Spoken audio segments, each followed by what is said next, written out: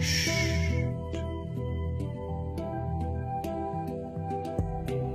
Pendant les 52 minutes qui vont suivre, cette jeune femme va faire quelque chose d'exceptionnel dans notre monde agité et bruyant. Rien. Absolument rien. Oui, cette jeune femme commence une séance de méditation. Comme elle, ils sont de plus en plus nombreux dans le monde à fermer les yeux quelques minutes par jour pour mieux dompter le flot de leurs pensées. Jamais les sagesses orientales n'avaient à ce point rencontré les savoirs occidentaux. La méditation a été acceptée dans la société occidentale parce que nous avons beaucoup d'études scientifiques à la fois sur son efficacité mais aussi sur son impact sur notre cerveau et notre santé. À la lumière des scanners, chercheurs et médecins découvrent qu'en apaisant nos esprits, la méditation modifie de nombreuses régions de notre cerveau et influence peut-être même l'ensemble de notre organisme. Ce qui concerne l'esprit concerne le corps. Ce qui concerne le corps concerne l'esprit. C'est une fantastique conversation. Entraîner notre esprit aurait-il alors un effet réel sur notre corps? Méditer pourrait-il même, dans certains cas, nous aider à guérir? De plus en plus, la méditation et la médecine deviennent comme les deux faces d'une même pièce. Aujourd'hui, de plus en plus de médecins s'inspirent de traditions millénaires pour changer leur manière de soigner.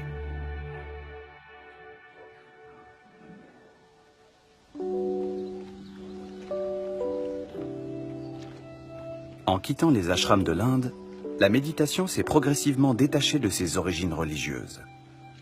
Elle s'adresse désormais à tous, croyants ou athées.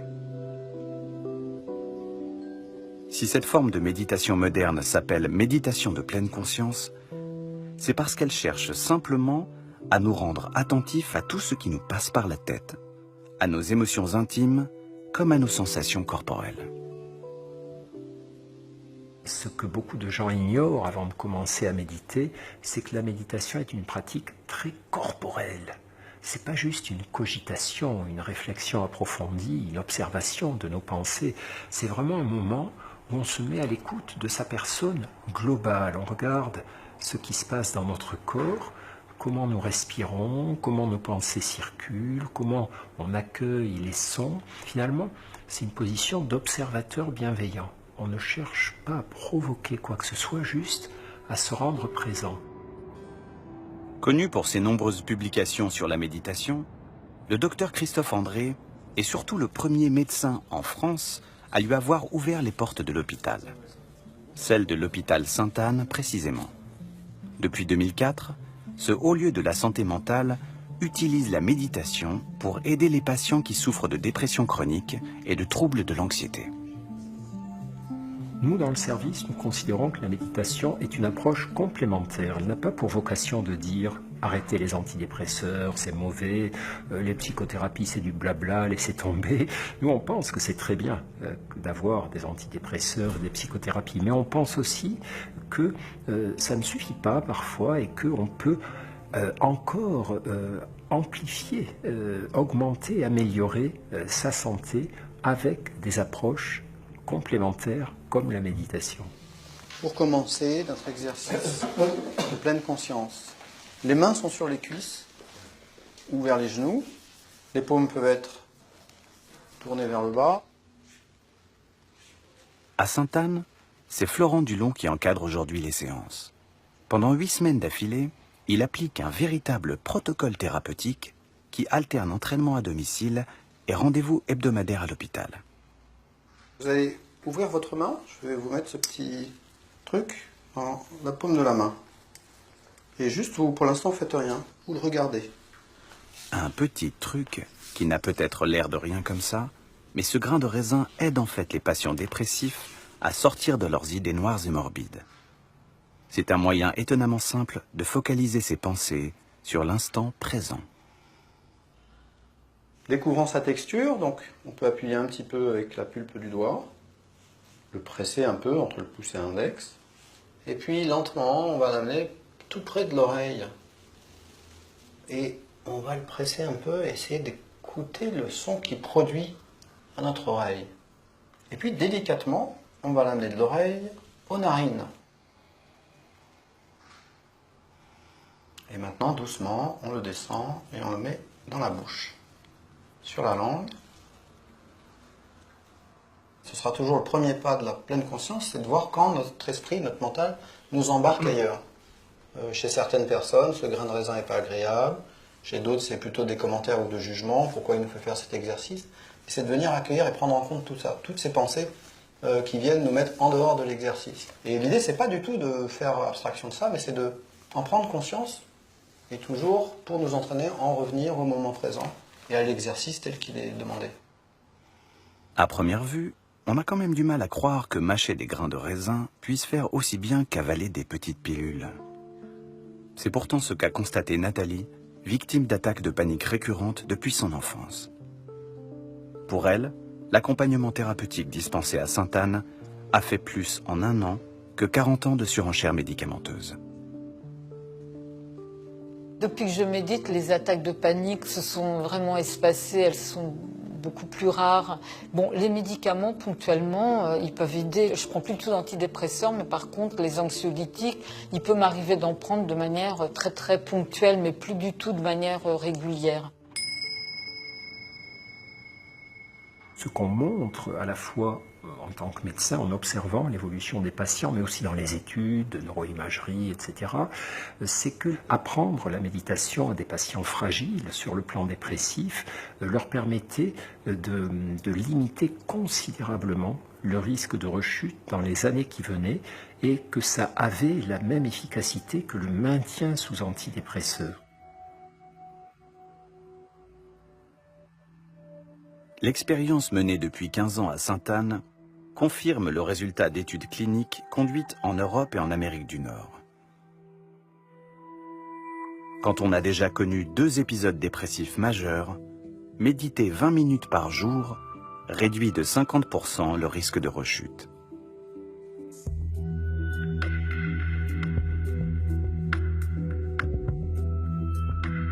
Si vous prenez la méditation pour un simple exercice de relaxation, si vous n'y voyez qu'un effet de mode, détrompez-vous.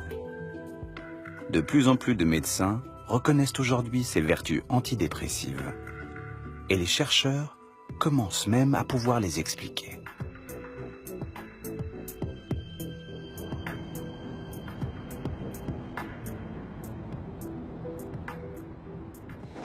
À Boston, la neuroscientifique Gaëlle Desbordes s'intéresse à l'action de la méditation sur une petite région du cerveau particulièrement impliquée dans les troubles de l'humeur et de l'anxiété. Ah là, je pense qu'on la voit bien. Cette région, constituée de 2 petits lobes symétriques, s'appelle l'amygdale.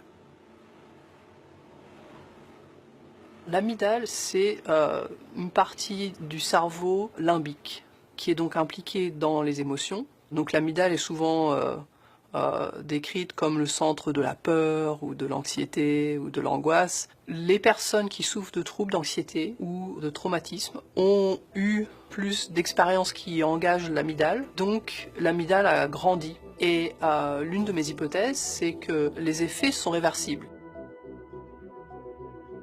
Méditer permettrait-il alors de réduire l'activité anormale de l'amygdale, voire même d'en modifier la taille?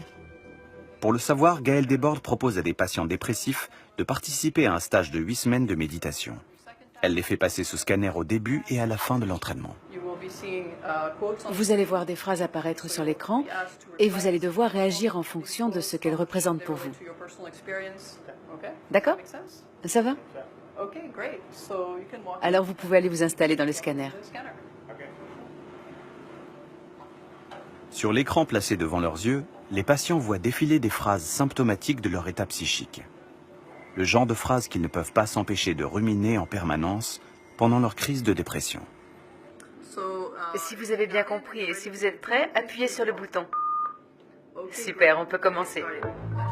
Je suis nul. Ils doivent laisser les mots résonner en eux pendant 20 secondes avant d'essayer de s'en libérer totalement. Un exercice a priori tout simple, sauf quand l'amygdale ne fonctionne pas normalement. Au moment où on leur demande de laisser aller, l'amygdale va rester active trop longtemps, ce qui est l'une des caractéristiques du trouble dépressif. Et donc on pense qu'après leur formation de 8 semaines de méditation, les sujets seront capables de désengager l'amygdale et donc renormaliser en fait comment leur cerveau répond aux émotions. Dans son groupe de contrôle, chez des sujets en bonne santé, Gaëlle a constaté que 8 semaines de méditation réduisent effectivement l'activité de l'amygdale. Elle espère à présent mettre en évidence le même phénomène chez les personnes souffrant de dépression. On pourrait ainsi scientifiquement démontrer que la méditation modifie la structure même de notre cerveau, ou du moins de certaines aires cruciales pour notre santé.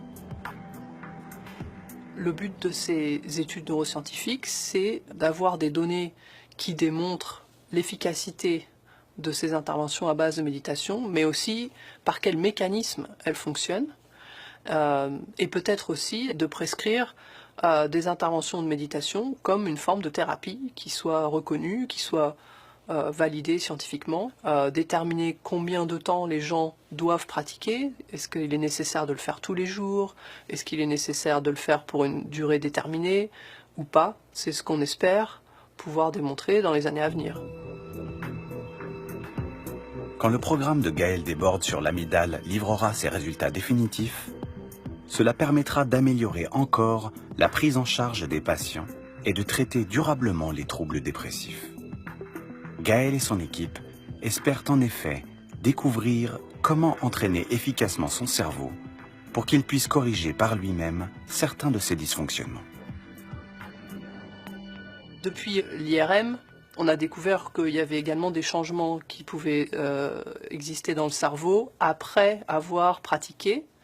Donc des changements qui ne sont pas uniquement un changement d'état pendant la méditation, mais un changement anatomique ou fonctionnel dans le cerveau qui dure, voire même qui devient la nouvelle norme de fonctionnement. L'amygdale qu'étudie actuellement Gaëlle Desbordes n'est pas la seule aire cérébrale qui change quand on médite régulièrement tout au long de sa vie. Méditer modifie durablement de nombreuses régions de notre cerveau, au point qu'il est aujourd'hui difficile d'en faire un inventaire exhaustif.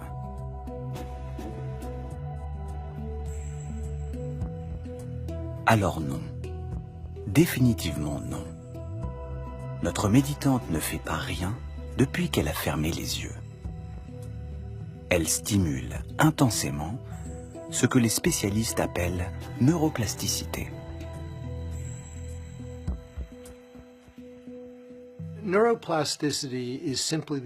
La neuroplasticité, c'est l'idée toute simple que le cerveau se modifie avec l'expérience et avec l'entraînement. La plupart du temps, ça se passe malgré nous. La plupart du temps, nos cerveaux sont façonnés par ce qui se passe autour de nous. Avec la méditation, ce que l'on fait, c'est qu'on dirige enfin notre cerveau. On oriente volontairement la neuroplasticité. Pour nous, la méditation, c'est une forme d'entraînement mental. Référence mondiale des études neuroscientifiques sur la méditation, Richard Davidson ausculte depuis des décennies le cerveau des grands méditants, comme le moine bouddhiste Matthieu Ricard. Ses études et celles de ses disciples ont peu à peu révélé que les pouvoirs de l'entraînement cérébral s'étendaient bien au-delà du seul traitement des maladies psychiques. Au début, les scientifiques qui s'intéressaient à la méditation étaient surtout des psychologues et parfois des psychiatres. Mais à mesure que la science a évolué dans ce domaine, on a vu arriver les neuroscientifiques, les immunologues, les cardiologues, les endocrinologues. Ils s'y sont tous intéressés. Depuis le début des années 2000, le nombre de publications scientifiques consacrées à la méditation augmente sans cesse. Aux États-Unis, plus de 250 cliniques et hôpitaux proposent déjà des stages d'initiation à leurs patients. Le plus important d'entre eux est même hébergé au sein de la prestigieuse université du Massachusetts, en Nouvelle-Angleterre.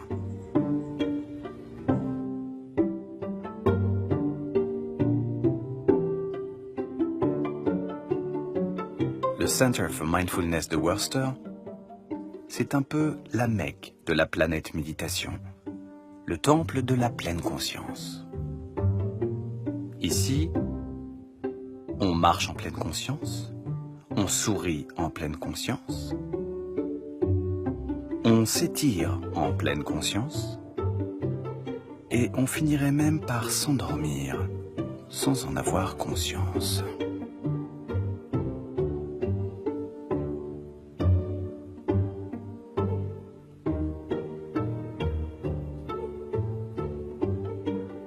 Comme si l'on allait pouvoir soigner toutes les maladies du monde à coups de sonnette magique. De prime abord, les gens disent toujours « Qu'est-ce que la méditation pourrait bien changer à mon état de santé ou à ma maladie ? Est-ce que ça marche ?» Les gens qui viennent ici ont toutes sortes de maladies. Il est assez courant de trouver des gens atteints de cancer à différents stades d'évolution, des gens qui souffrent de douleurs chroniques. Les gens viennent pour des troubles du système digestif, du système cardiovasculaire. Donc on fait vraiment partie de la médecine maintenant. Ce n'est plus de la médecine alternative, ça rentre vraiment dans les mœurs. Aujourd'hui, près de 15 000 personnes passent chaque année par le Center for Mindfulness. En 38 ans d'existence, le centre a acquis une réputation mondiale grâce aux milliers de témoignages enthousiastes des participants. Vous savez, je n'ai pas eu une seule migraine en 7 semaines, ce qui est assez impressionnant parce que d'habitude, j'en ai 2 ou 3 par mois et j'ai l'impression d'être beaucoup moins sévère envers moi-même et mon entourage. J'ai eu pas mal de changements dans ma vie récemment, dont un pontage gastrique qui m'a fait perdre 46 kilos. Je me suis fait remplacer mes 2 hanches et j'ai commencé à perdre confiance en moi. Donc j'ai pensé que la méditation serait une bonne manière de travailler sur mes problèmes. Et ça a marché. Ça marche certainement puisqu'ils le disent tous. Mais pourquoi? S'agit-il simplement d'un effet d'autosuggestion ou y a-t-il quelque chose de plus? Depuis 1979, un homme cherche à comprendre ce qui se passe vraiment derrière ses yeux clos et ses corps immobiles. Cet homme, c'est Jon Kabat-Zinn, le fondateur du Center for Mindfulness. C'est lui qui, le premier, rapprocha les sagesses orientales de la médecine occidentale. Importer le yoga et la méditation chez nous, cette idée a l'air vraiment bizarre comme ça. Et en 1979, elle avait même l'air complètement folle. Comme si j'étais une sorte de hippie en plein trip qui venait profiter du système hospitalier et du système de santé en général. Considéré comme l'inventeur de cette méditation thérapeutique, Jon Kabat-Zinn pouvait à première vue passer pour l'un de ces gourous un peu étranges qui pullulaient dans les années 70.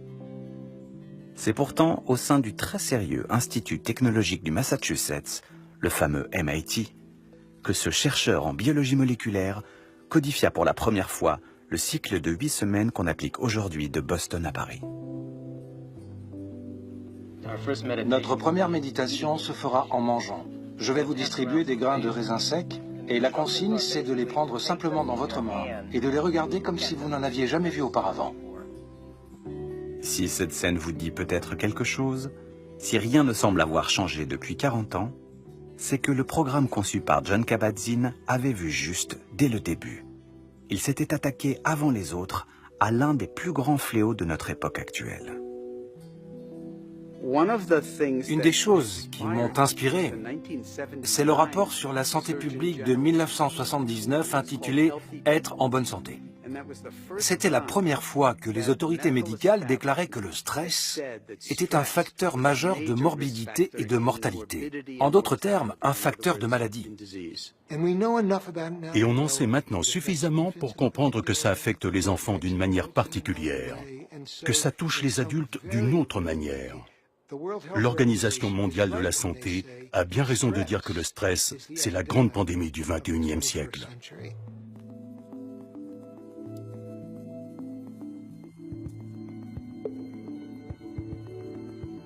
Rester zen en toutes circonstances suffirait-il à nous prémunir des maladies liées au stress? Comment des gestes aussi simples peuvent-ils vraiment produire un effet sur notre corps?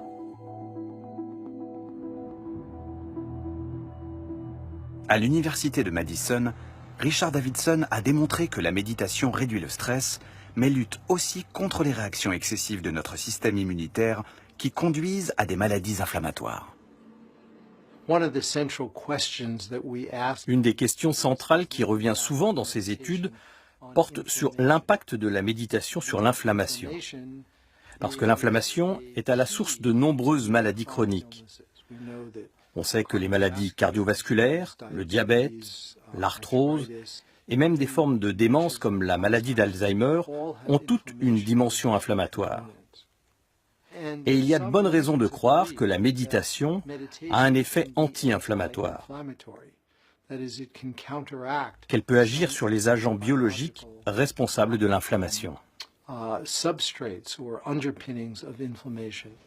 Pour comprendre comment la méditation empêche le stress d'affecter nos défenses immunitaires, les scientifiques ont commencé par reproduire en laboratoire une situation emblématique de la vie moderne. Imaginez que c'est un entretien d'embauche. Vous postulez au métier de vos rêves. On a fait passer un test de stress psychosocial à des gens qui n'avaient au départ aucune expérience de méditation et qu'on a testé avant et après leur formation pour pouvoir les comparer à des méditants expérimentés. Ce test, appelé test de Trier, permet aux scientifiques de mesurer les réactions de notre organisme quand nous sommes soumis à une pression intense ou prolongée. Vous avez 5 minutes pour expliquer à ces deux personnes pourquoi ce travail est fait pour vous, pourquoi votre candidature est la meilleure. Il y a une caméra et un micro. Cet entretien sera intégralement enregistré. Ils doivent improviser un discours et ensuite faire du calcul mental. La combinaison des deux est très efficace pour susciter le stress sur le plan psychologique et physiologique. Votre temps est écoulé.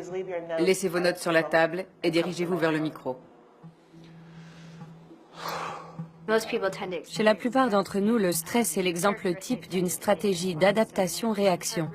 Le rythme cardiaque augmente, on transpire abondamment, on rougit, et tout ça est lié à des changements dans notre métabolisme. Quand nous nous sentons menacés, notre système endocrinien libère en toute urgence des messagers chimiques, les hormones. Elles fournissent un brusque et utile surplus d'énergie à notre organisme, mais l'une d'elles, le cortisol, peut aussi avoir des effets délétères sur la santé.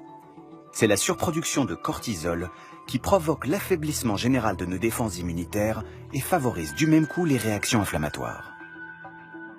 Le cortisol est une hormone de stress qui est sécrétée par les glandes surrénales. Elle active certaines régions du cerveau pour permettre à l'organisme de répondre efficacement à une éventuelle menace. Mais si on la stimule trop, alors ce mécanisme, qui est très utile dans certaines circonstances, finit à l'inverse par provoquer des maladies. Méditer permettrait-il de réguler le taux de cortisol et de limiter ainsi ses effets négatifs sur notre santé? Maintenant, on va prélever un échantillon de votre salive. Prenez ce coton et mettez-le dans votre bouche. Gardez-le pendant 1 minute. Les prélèvements de salive effectués avant et après un entraînement de 8 semaines à la méditation ont confirmé l'intuition des chercheurs.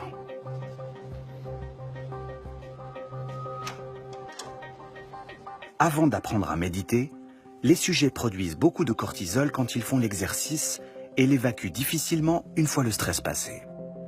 Après 8 semaines de méditation intensive, leur taux de cortisol est moins élevé pendant le même exercice et surtout revient beaucoup plus vite à la normale. De plus, les scientifiques ont observé une diminution des réactions inflammatoires. Ce qu'on a observé, c'est que, par rapport au début de leur stage de méditation, les sujets qui avaient été entraînés à la pleine conscience avaient une réaction inflammatoire plus faible à une crème qu'on appelle capsaïcine.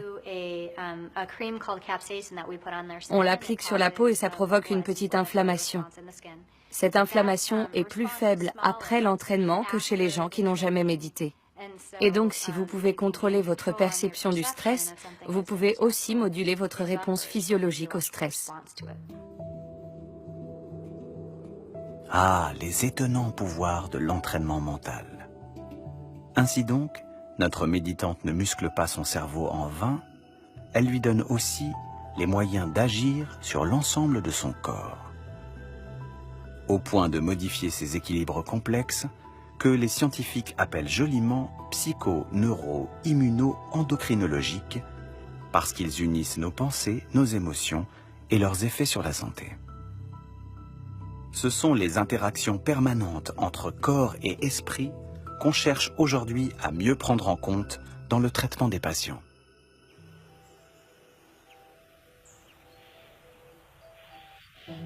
À l'hôpital de la Pitié-Salpêtrière à Paris, le docteur Corinne Inarbanis accompagne depuis 3 ans des patients suivis dans les services de néphrologie, de cardiologie ou même d'oncologie. Sans leur promettre de guérison miracle par la méditation, elle les aide à mieux supporter des soins et des traitements souvent très éprouvants. Nous pouvons, à travers la respiration, nous reconnecter à nous-mêmes, à l'intérieur. Être présent aux sensations de l'air qui entre et qui sort d'instant en instant. En observant les sensations dans les épaules, dans le haut du dos.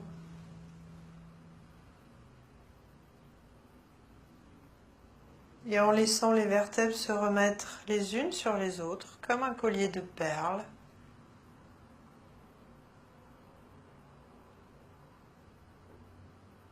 Et puis en se préparant à terminer cet exercice, quand c'est bien pour vous, à reprendre contact avec le groupe. Quand on a une maladie et qu'on a un corps qui ne répond pas à nos attentes parce qu'il est malade, on a tendance à plus trop s'en occuper. Et on a un certain nombre de témoignages de patients qui disent que leur expérience de la méditation, ça leur a permis de sentir à nouveau certaines parties de leur corps qu'ils n'écoutaient plus, et du coup d'être plus actifs quelque part dans leur traitement, puisqu'ils étaient plus en capacité de dire bah, tiens, c'est bizarre, j'ai telle ou telle sensation dans le corps, est-ce que c'est un effet secondaire du traitement, est-ce que c'est ma maladie qui évolue, et de pouvoir en parler avec l'équipe médicale.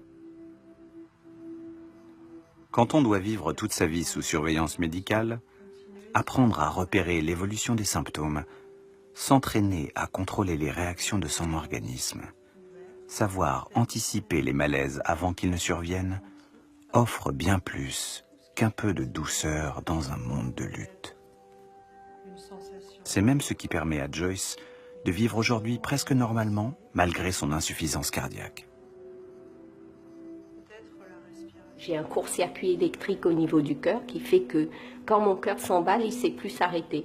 Ça me fait des problèmes circulatoires parce que le sang circule vite et après ça stagne et ça forme des caillots de sang. Et du coup, je peux avoir des phlébites, donc phlébites, suspicion d'embolie pulmonaire et si ce n'est pas traité, un AVC. Moi, au début, je l'ai très mal vécu d'apprendre que j'avais un problème cardiovasculaire à 39 ans. Le choc, c'est dire, ben voilà, ça freine un peu sa façon de vivre. On voit les choses différemment. Là, depuis la pratique de la méditation, j'ai diminué le nombre de médicaments que je prends. Et j'arrive à mieux gérer, en fait, quand j'ai les phases de tachycardie. Parce que ça peut arriver à n'importe quel moment. Je veux que mon esprit soit plus fort pour m'aider à guérir, ben je pratique au quotidien. Et j'ai poussé le vice un peu à ne pas faire de méditation de façon volontaire pendant 1 mois, pendant plusieurs mois. Et c'est un peu maso, mais en fait, je me rends compte qu'il y a des incidences au niveau de ma santé. Et du coup, je me dis, ben, ça sert à quoi de s'amuser à ça? Donc du coup, je suis revenue vite fait, bien fait, à refaire ma méditation au quotidien. Hier, les patients se contentaient de suivre passivement leur traitement. Aujourd'hui, ils sont de plus en plus nombreux à souhaiter que quelque chose change au royaume d'Hippocrate. Mais que peut-on vraiment attendre de la méditation quand on a mal dans son corps et pas seulement dans sa tête? Méditer peut-il soulager efficacement la douleur, dont se plaignent les malades à l'hôpital?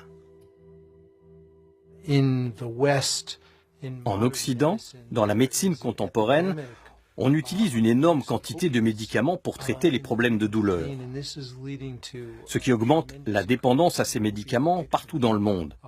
Et c'est un sérieux problème. Or, il se trouve qu'on comprend aujourd'hui beaucoup mieux les circuits neuronaux qui interviennent dans les phénomènes de douleur. Et ça nous donne une très bonne base pour savoir où et comment la méditation peut agir. La douleur est en elle-même un mécanisme d'adaptation vital à notre survie. En l'étudiant de plus près, les scientifiques ont découvert qu'elle associait nos sens et notre cerveau d'une manière particulièrement subtile et complexe. Pendant longtemps, on a cherché un centre de la douleur, comme on a un centre du langage, un centre de la vision. Et en fait, on s'est rendu compte qu'il n'y a pas du tout un centre à un endroit donné du cerveau, mais un maillage, ce qu'on appelle maintenant la matrice de la douleur. Et ce qui veut dire qu'effectivement, on a un circuit qui part en général de la périphérie, des organes, et qui monte par la moelle épinière jusque dans le cerveau. Et dans le cerveau, on a une espèce de feu d'artifice, c'est-à-dire qu'on a un certain nombre de zones qui interfèrent toutes les unes avec les autres pour qu'on ressente cette douleur. Et en fait, ce message de douleur qui arrive au niveau du cerveau, il est traité par un gros ordinateur qui est notre cerveau, mais de différentes manières, avec différents filtres. Et selon ce qu'on a déjà vécu, selon ce qu'on craint, selon ce qu'on est à ce moment-là, et selon notre humeur, on sait que ça va déteindre, ça va amplifier ou minimiser notre ressenti de la douleur. Jusqu'ici, la douleur était considérée comme une réaction incontrôlable, une sorte de réflexe de l'organisme soumis à une agression extérieure. En fait, on sait aujourd'hui que nous augmentons inconsciemment ces effets par des projections mentales disproportionnées. En clair, nous nous faisons d'autant plus mal que nous avons peur d'avoir mal. Une grande partie de la souffrance que nous ressentons quand nous avons mal ne vient pas de la douleur elle-même, mais de l'anticipation de la douleur. Par exemple, si quelqu'un sait qu'il va subir un certain type de traitement qui fait mal, la peur, l'anxiété et la souffrance au sens littéral du terme liée à l'anticipation du traitement va être aussi toxique, voire plus toxique que la douleur elle-même. Pour comprendre comment la méditation agit sur les phénomènes d'anticipation anxieuse de la douleur, les scientifiques ont fait défiler sous scanner des novices et des méditants expérimentés. Ils leur ont infligé une légère brûlure au poignet et ont observé les réactions de leur cerveau. Experts et novices étaient prévenus 10 secondes à l'avance que la température allait brusquement augmenter. Et voilà ce que l'on a découvert. Chez les novices, qui venaient tout juste d'apprendre à méditer, quand on les prévenait qu'ils allaient ressentir une douleur, leur cerveau réagissait comme si la douleur était déjà là. Il y avait une activité intense dans les différentes régions qui forment ce que l'on appelle la matrice de la douleur. Leur cerveau s'allumait immédiatement. Chez les méditants expérimentés, presque rien. Le signal était quasiment plat. Si les méditants parviennent à limiter l'anticipation réflexe de leur cerveau, faut-il pour autant conclure qu'ils ne ressentent plus du tout la douleur? Pour les scientifiques, ce n'est pas tout à fait ce que montre l'analyse des données. Étonnamment, le cerveau des méditants répond de manière plus intense à la douleur que celui des non-méditants, et non pas le contraire. La réaction est paradoxalement plus forte, mais ensuite, pendant la phase de récupération, ils reviennent tout de suite à la normale, alors que les novices continuent de présenter une activité intense dans les différentes aires cérébrales de la douleur. Le cerveau des grands méditants s'active pleinement quand la douleur est là pour permettre à l'organisme de réagir en cas de danger. En revanche, il reste absolument serein avant et après. Collaborateur de longue date de Richard Davidson, c'est le neuroscientifique Antoine Lutz qui poursuit aujourd'hui à Lyon cette étude majeure sur la douleur.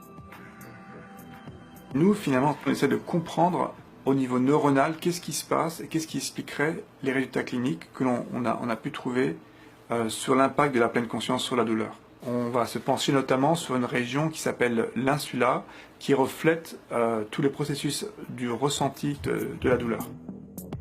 L'insula qu'étudie Antoine Lutz est une région encore méconnue de notre cerveau. Cachée dans les replis du cortex, c'est grâce à elle que nous pouvons prendre conscience des signaux renvoyés par nos sens. C'est là, sans doute, qu'un influx douloureux se transforme en sensation douloureuse. L'insula, c'est une région qui va d'une part, de sa partie postérieure, coder la localisation de la douleur. C'est une région qui dit dans quelle partie du corps se produit la sensation douloureuse. Mais d'autres parties de l'insula, la partie plus antérieure, est impliquée dans des phénomènes d'anticipation de la douleur. Pour son étude sur l'insula qui vient tout juste de commencer, Antoine Lutz et son équipe vont observer pendant plusieurs mois comment évolue le cerveau de novices qui découvrent la méditation. Respirez naturellement, comme à l'ordinaire, et cela à votre rythme. Les premiers résultats montrent que les méditants expérimentés présentent un volume de tissu cérébral plus important dans l'insula et dans certaines régions du cortex préfrontal. Pour Antoine Lutz, c'est peut-être ce qui explique pourquoi la méditation change profondément notre rapport à la douleur. La méditation ne va pas changer l'expérience brute de la douleur, mais elle ne va pas rajouter quelque chose dessus. On va changer la relation que l'on a à la douleur, mais pas changer la douleur elle-même. Et cette distanciation avec la sensation douloureuse pourrait expliquer pourquoi, en pleine conscience, une expérience douloureuse semble moins désagréable.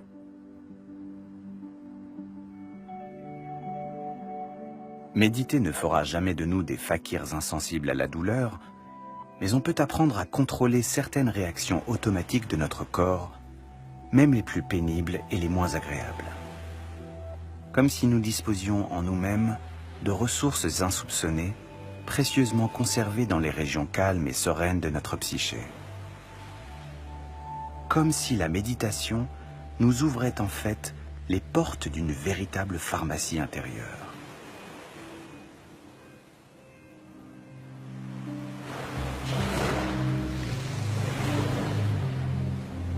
Au début des années 2000, une équipe californienne a entrepris de répertorier l'ensemble des effets de la méditation sur le cerveau et le corps de ceux qui la pratiquent. Piloté par le professeur Clifford Saron, le projet Shamatha est l'un des plus ambitieux programmes de recherche jamais entrepris sur la méditation et ses effets sur la santé. Le projet consistait à étudier 2 groupes de 30 personnes qui avaient été tirées au sort pour participer à une retraite de 3 mois au cœur des montagnes rocheuses. On avait élaboré une quinzaine de tâches assistées par ordinateur pour étudier différents aspects de la régulation des émotions, de l'attention, sélective ou soutenue. Le travail est toujours en cours pour analyser les données. Et on est encore loin d'avoir terminé.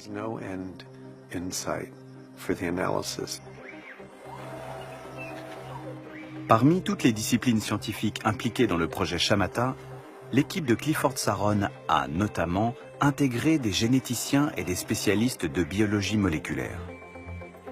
C'était la première fois qu'on osait interroger l'effet de la méditation sur le comportement de nos cellules.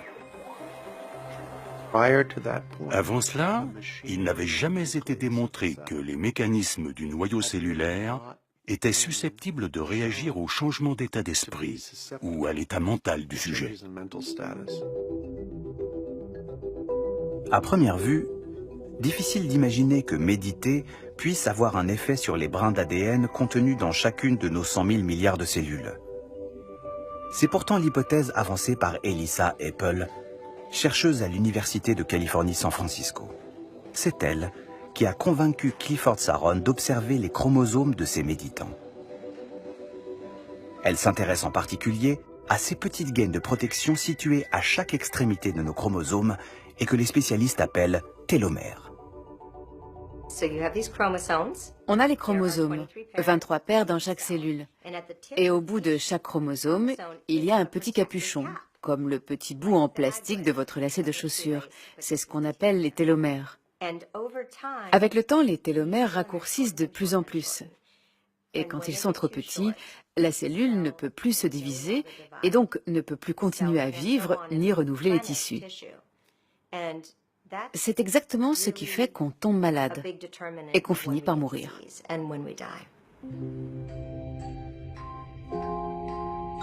Les télomères jouent un rôle vital pour préserver la santé de notre organisme.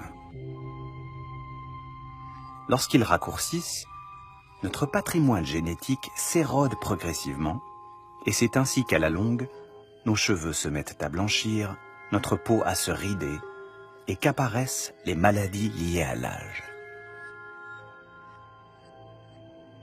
Le raccourcissement des télomères est un phénomène absolument normal qui nous arrive à tous avec l'âge. Mais le rythme n'est pas tout à fait le même pour tous. Nos gènes, notre hygiène de vie, notre environnement, tout ça influence le raccourcissement de nos télomères. En réduisant le stress et ses effets toxiques sur l'organisme, la méditation pourrait-elle aussi protéger efficacement nos télomères, voire même les renforcer? C'est exactement ce qu'a cherché à savoir l'équipe du projet Shamatha. Elle a mesuré l'évolution du taux de télomérase, l'enzyme chargée de freiner le raccourcissement des télomères, au début et à la fin des 3 mois de retraite. Ce qu'on a découvert, c'est qu'à la fin des 3 mois, on avait 30% de télomérase en plus. 1/3 de télomérase en plus chez les méditants par rapport au groupe de contrôle. «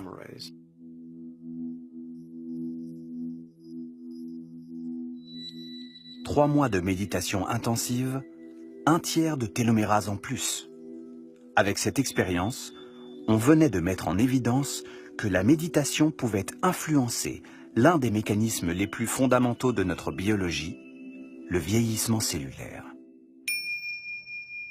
Pour toute l'équipe du projet Shamatha, on ne pouvait pas en rester là. Il fallait désormais mesurer les conséquences de ces premières observations sur la longueur des télomères eux-mêmes. Cliff a été le premier à dire « Étudions ça dans le cadre d'une retraite de méditation intensive ». Nous avions fait l'étude Shamatha qui avait donné des résultats très prometteurs. Mais à ce moment-là, on n'avait étudié que l'enzyme, que la télomérase, parce qu'on ne pensait pas vraiment que les télomères pouvaient changer aussi rapidement. Donc Cliff Saron a suivi une retraite de 3 semaines et on a étudié les télomères avant et après la retraite. Cette étude a donné des résultats impressionnants.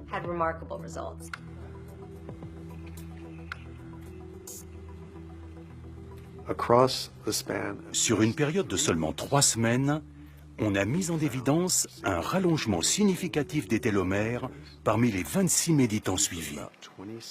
Et c'est comme ça que nous avons compris que la longévité physique d'une personne peut être liée à son état psychologique d'une manière absolument mécanique. Ça a été une découverte vraiment stupéfiante. Si elle se confirme dans d'autres études, c'est une très bonne nouvelle.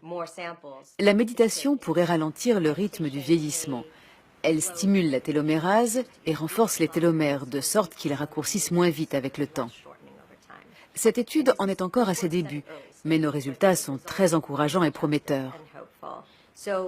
Et quand on dit que nos cellules nous écoutent, que nos télomères écoutent nos pensées et nos émotions, ce qu'on veut dire en fait, c'est que nous avons le pouvoir de créer notre propre environnement biochimique, qu'il soit calme et régénérant, ou à l'inverse, en état de stress permanent.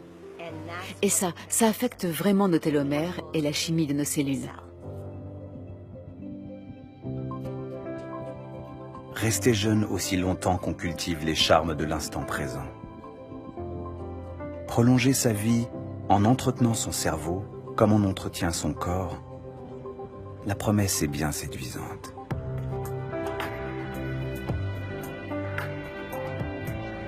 Malheureusement, pour les chercheurs qui poursuivent aujourd'hui ces études, les choses ne sont pas tout à fait aussi simples.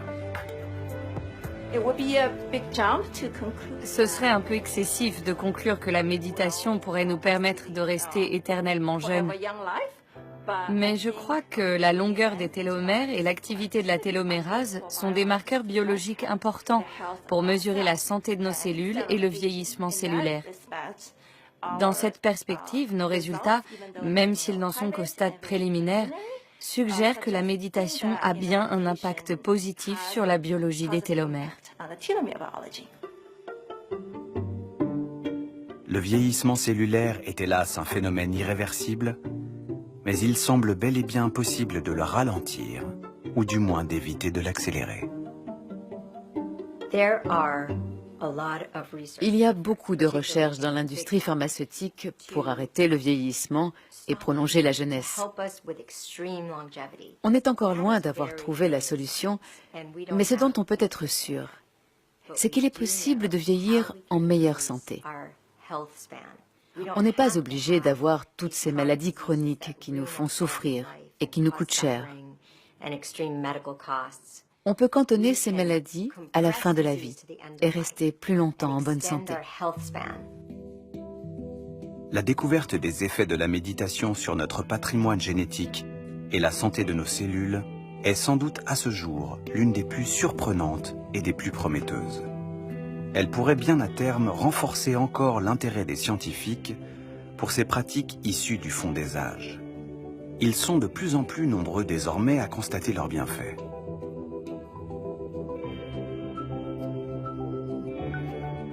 À quelques kilomètres de Strasbourg, au sommet du Mont Saint-Odile, on vient aujourd'hui de toute l'Europe pour découvrir leurs vertus thérapeutiques.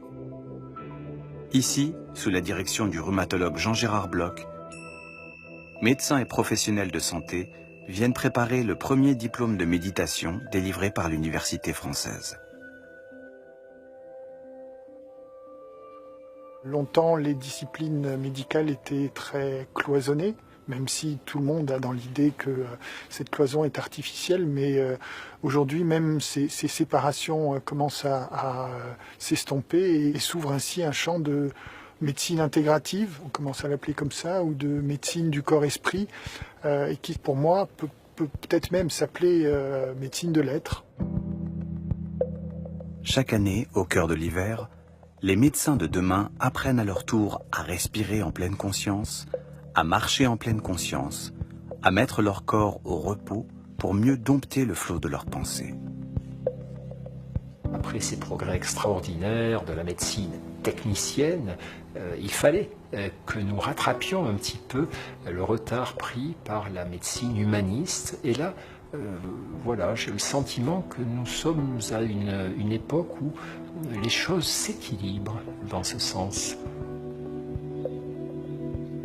Petit à petit, la médecine occidentale amorce sa métamorphose, intégrant progressivement les acquis d'une quarantaine d'années de recherche menées hors des sentiers battus.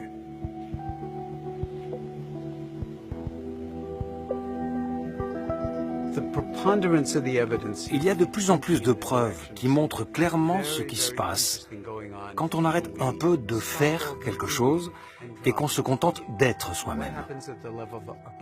Ce qui se passe au niveau de la biologie, au niveau de la respiration, au niveau du cerveau, au niveau du génome ou au niveau des télomères, le bout de nos chromosomes.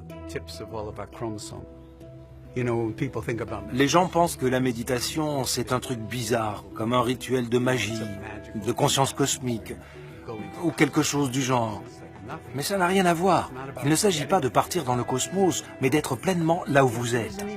Et s'il y a de la magie, elle est à l'intérieur de vous-même. Alors oui, définitivement oui. Il y a maintenant une science de la pleine conscience. Corps et esprit forment un tout, et c'est l'ensemble des composantes psychologiques, neurologiques et physiologiques que les chercheurs et les médecins veulent désormais prendre en compte pour améliorer notre santé. Notre vision, c'est que méditer sera bientôt aussi banal que de se brosser les dents. Cela fera partie de notre routine quotidienne. On traite nos dents avec respect en les brossant et en les soignant. On devrait vraiment prendre soin de notre esprit et de notre cerveau avec autant de respect.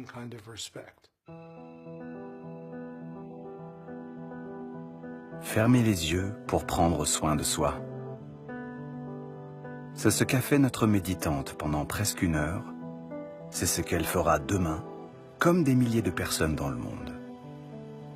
C'est ce qu'on peut tous apprendre à faire quelques minutes par jour, doucement, tranquillement, juste en pleine conscience.